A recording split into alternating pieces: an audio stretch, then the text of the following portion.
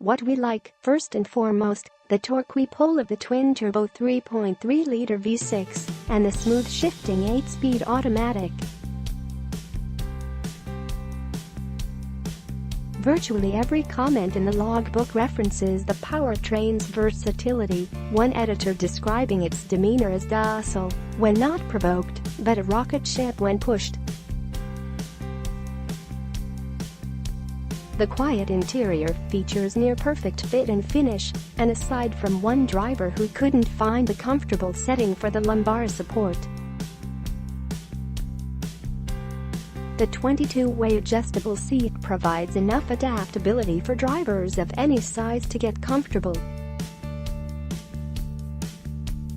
Taller staffers who generally loathe sunroofs for their headroom-consuming properties have been pleasantly surprised by the noggin space in the G90. It's worth mentioning that our observed fuel economy has remained 23 miles per gallon, not too shabby for a big beast piloted by a staff of lead-footed drivers. What we don't like. Lots of commenters have noted tire slap over expansion joints and unfiltered impacts from broken highway pavement.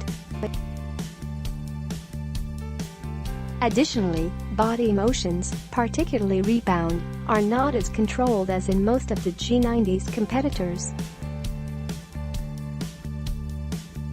While neither is severe enough to be a deal-breaker. Some have wondered how these aspects of suspension tuning seemed to escape the final development process in a vehicle otherwise so polished. Another small complaint is the inconsistency of some of the exterior panel gaps. While the alignment is generally straight, the width of the gap can vary from location to location.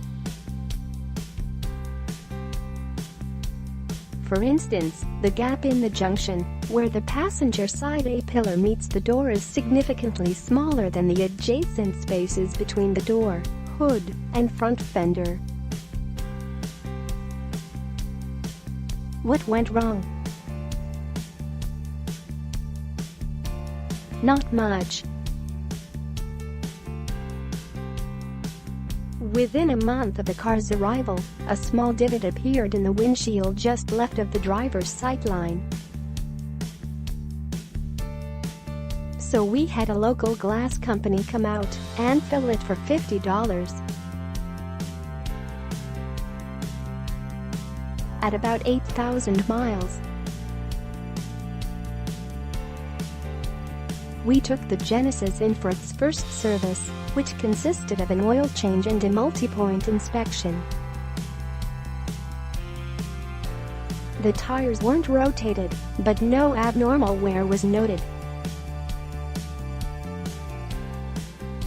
That service set us back $48.